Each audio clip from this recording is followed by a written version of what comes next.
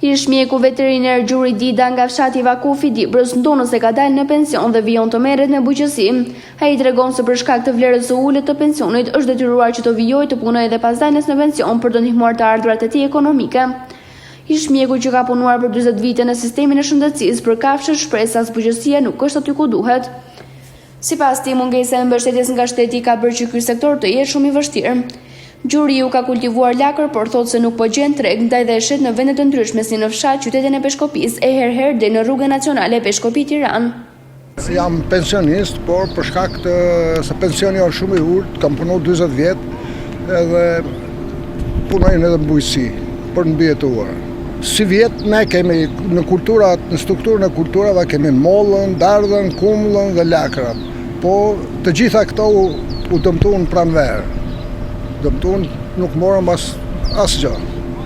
Lakra si vjet nuk ka treg. Ose ato oferta që afrohen janë me kosto, janë gati nën kosto prodhimit.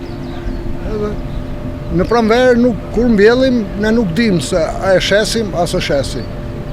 A e shesim. Nuk parashikojmë dot as çmimin. Vetëm kështu shkon kjo punë.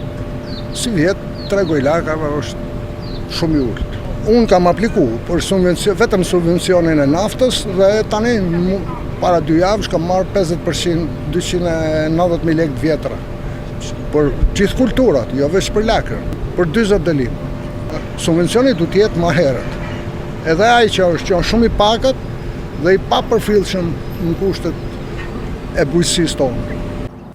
Nga ana tjetër, Gjuri Dida shpreh se merret edhe me kultivimin e grurit, por edhe ai është faleverti për shkak të kostës së lartë të punimeve apo farrave. Kjo parcel do mbyllet grur. Norma fitimit është shumë e ulët. Kam edhe moll, dardh, kumull, edhe jonxhat, foraggjere.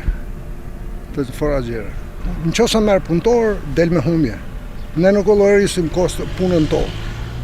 Po të llogarisim dhe punëtorin, le që s'ka punëtor, është vështirë gjesh një punëtor tamam për këtë punë, nuk i merr dhe parët tuaja.